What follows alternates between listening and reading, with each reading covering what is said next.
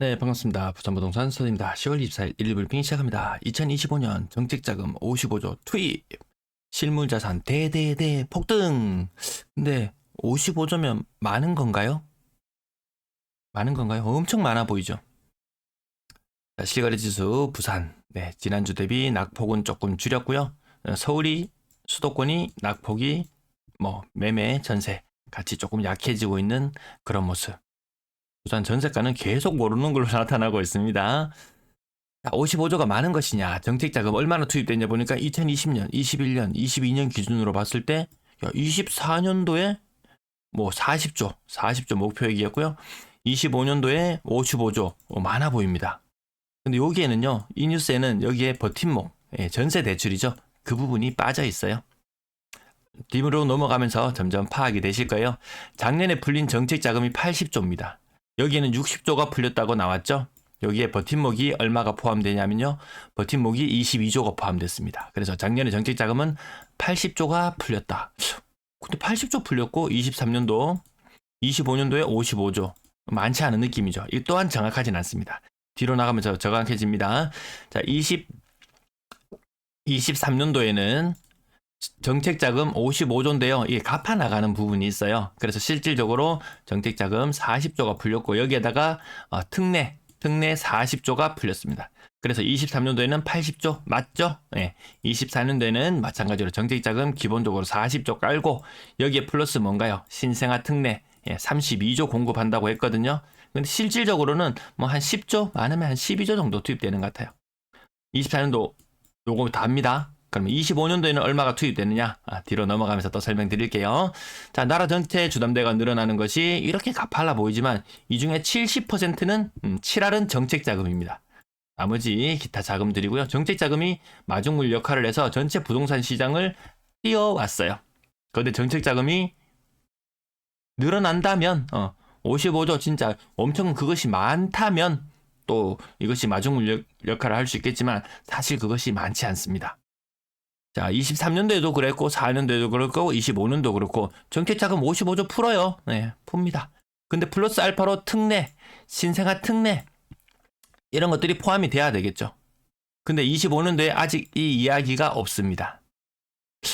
부처별로 예산을 계속 줄인다는 그런 뉴스들이 나오고 있죠. 고등학교 예산 이런 것도 지원이 안 되고 그런 판들이라고 하니까요.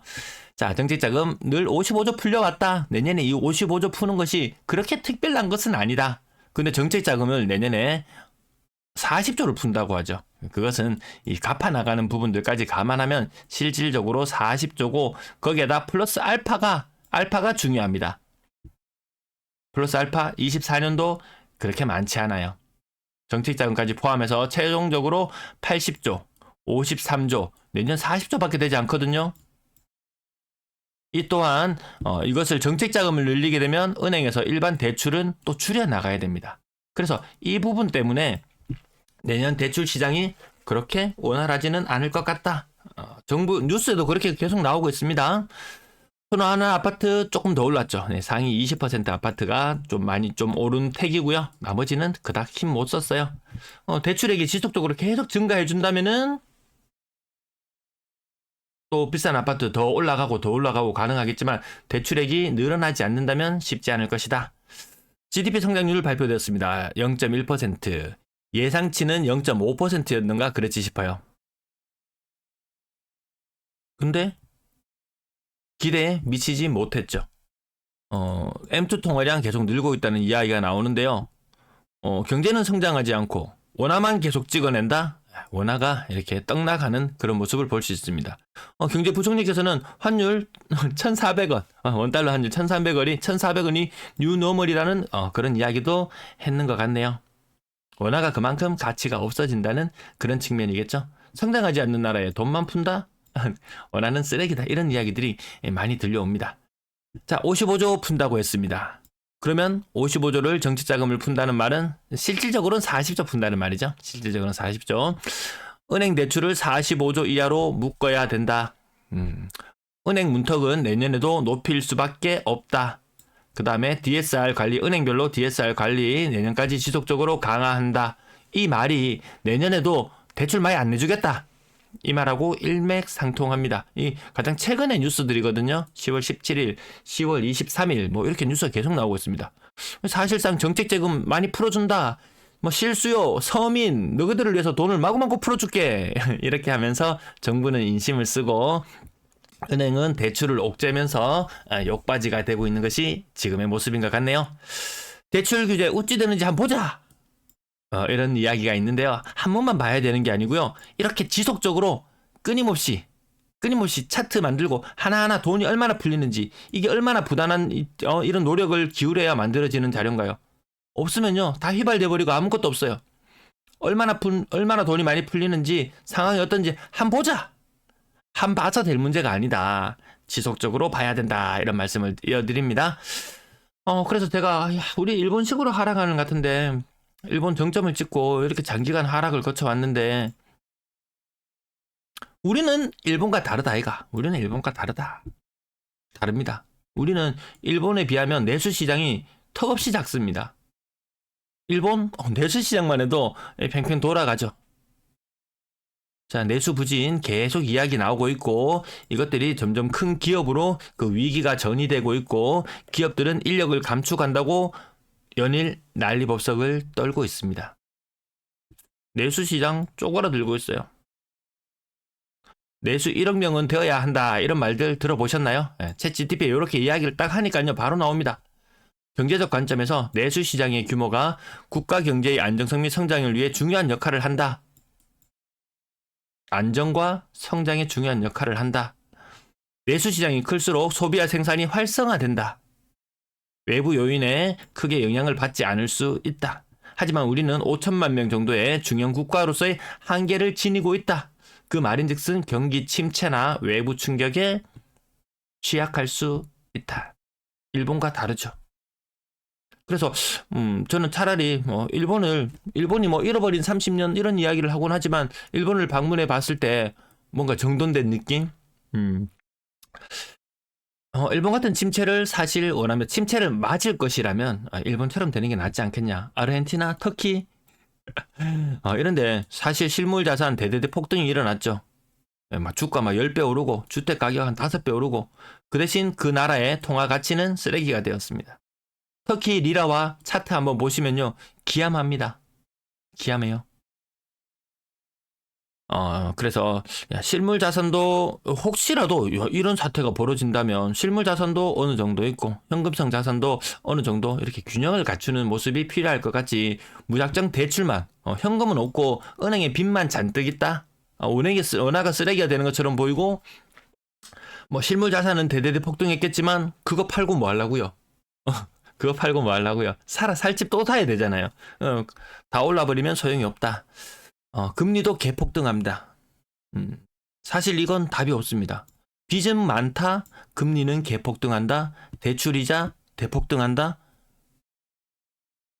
소득은 딱히 늘지 않는다. 와, 이거 진퇴양난입니다. 이게 굉장히 어려워질 수 있고요. 그렇다고 현금만 가지고 있고 부동산 자산 같은 것들이 없다.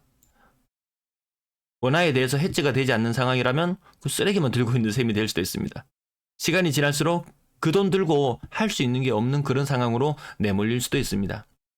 은행 이율 증가는 물가 상승에 현금 많이 들고 있어서 이자 올라서 좋네 하지만, 그것보다 물가 상승이 더 가팔라서 사실 원화만 들고 있으면 좀 불리한 측면도 있죠. 그래서 뭐 달러 토론 게시판 이런 것들에 가보시면은요, 뭐 달러를 가지고 있어야 되는 이유라든지, 뭐 금과 은을 가지고 있어야 되는 이유라든지, 그런 것들에 대해서 많이 피력하는 것들을 볼 수 있습니다. 그래서 공통적으로 이렇게 여러 가지를 측면을 살펴봤을 때 어느 정도 자산이 좀 균형을 갖추는 것이 나은 것 같다. 부동산 망한다, 무조건 현금만 들고 있어야지, 이것도 정답이 아닌 것 같고요. 빚 잔뜩 내가지고 집 사는 거, 이것도 정답도 아닌 것 같습니다. 자, 쿠팡알리 어제 링크 눌러보셨나요? 영상 다 보시고 아래쪽 다른 분들이 쓰는 댓글도 한번 살펴보시고, 그리고 댓글 링크도 한번 눌러주세요. 네, 감사합니다. 자, 매도 물량 뒷부분은, 오늘 앞부분이 길어져서 조금 간략하게 넘어갈게요. 그다지 특이할 만한 내용들이 잘 보이지 않더라. 2,500건, 뭐 2,000건, 다시 2,500건, 요 정도의 거래량, 텐션이 좀 좋습니다, 지금. 건당 거래 대금은 계속 내려오고 있어요. 하여튼 키 맞추기론에 빠져가지고 있는 게 아닌가. 뭐 내년에는 떡 줄 사람은 생각도 안 했는데 대출해줄 사람은 생각도 안 하는데 키 맞추기론만 주창할 수 있을까요? 자, 쌍봉 이후에 3봉을 그려주지 않을 수도 있다. 대출 많이 안 풀릴 수 있습니다. 고가의 아파트 거래 바로 반토막이 나고 있는 그런 모습도 볼 수 있고요. 실거래 가격 확인하고 오늘 간략하게 마무리할게요. 아주 비싼 트로피성 아파트 21억 제껴놓고 LG 메트로시티 92평 직거래 제껴놓고 바로 10억 아래로 곤두박질 칩니다. 가격 10억 엄청납니다. 뭐 9평으로 막 14억 뭐 15억 이런 이야기도 있었지만 많지도 않고요. 거래도 많지 않습니다. 6억, 7억, 8억대 거래가 조금 더 많이 눈에 띄는 것 같고요. 여전히 30% 이런 거 많습니다. 좀 회복하는 것도 있고, 사실 저는 고가의 아파트들 뭐 10%씩 오르는 것보다 저기 막 30년 이상 된 아파트들 막 40% 이상씩 막 폭락하고 있는 그런 모습들이 사실 더 관심을 가지고 지켜봐야 되는 부분이다. 이 아파트 시장에 투자를 한다는 것이 그렇게 녹록지 않을 수도 있겠구나. 10채 중에서 10년 후면은 10채 중에서 3채, 4채 100채 중에서 한 35채, 이 정도가 30년 이상자 될 겁니다. 투자로서의 가치를 굉장히 상실하는 물건들이 굉장히 많을 겁니다. 3채 중에 한 채가 투자로서의 가치가 없는 물건들, 옥석을 가리고 그렇게 어렵게 투자를 해야 된다. 그나마 그렇게 투자해야 되는 물건들의 가격은 천정부지 너무 비싸죠.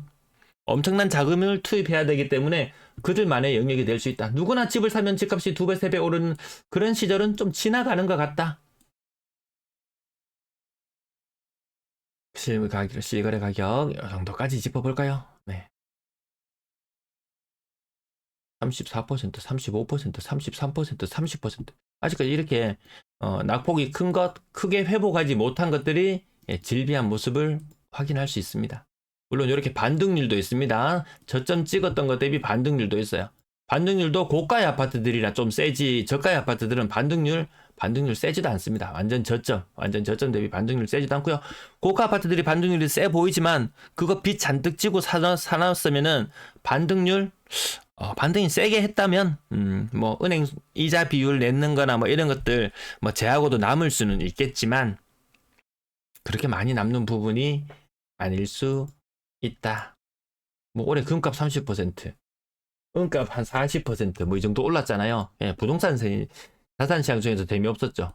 부동산뿐만 아니고 뭐 코스피 지수 이런 것들도 뭐 OECD 국가 기준으로 가장 재미없었는 그런 자산 중에 하나였던 걸로 기억됩니다. 삼성전자 주가가 고점 대비 35% 88,000원에 달했던 주가가 56,000원까지 폭락하고 있는 그런 모습도 보고 계십니다. 삼성전자가 그렇게 어려우면요 난리도 아니죠. YK 철강 맞나요? YK? 그거 하나 이전한다고 하니까 아파트 들어선다고요. 이전한다고 하니까 그 연관된 업종들하고 하면은 정말 많은 인원, 많은 기업들이 빠져나간다 그러죠. 삼성전자가 어렵다? 와, 그 밑에 다른 업체들 말도 못합니다. 이렇게 고점 대비 많이 떨어지는 이 오래된 아파트들 부지기수입니다. 40% 하락? 차라리 코로나 때가 나았다라고 이야기하는 그런 소상공인처럼 이렇게 좀 오래된 아파트를 가지고 계신 분들은 차라리 코로나 때가 나았다. 아니 코로나 직후가 차라리 나았다. 그런 이야기의 제목도 제가 한번 붙여본 적이 있었네요. 뒷부분은 빠르게 지나갑니다. 전세 거래 많지 않다. 이제 뭐 학군으로 인한 이동도 이제 마무리가 거의 되는 시점이죠. 전세 거래 많지 않은 상태로 9월, 10월이 지나가는 것 같습니다. 고가의 전세 살아주는 사람 예전에 3분의 1 토막. 전세 금리도 지금 비싸요. 하나은행 주담대 금리가 5%를 넘어가고 있더라고요. 상당 기준으로는 막 7% 이렇습니다. 그 뉴스에 잘 안 나오죠. 주담대 금리 지금 많이 높아져 있는 그런 상태다. 키 맞추기를 생각하면서 막 살려고 알아보면 그 쉽지 않습니다. 감사합니다.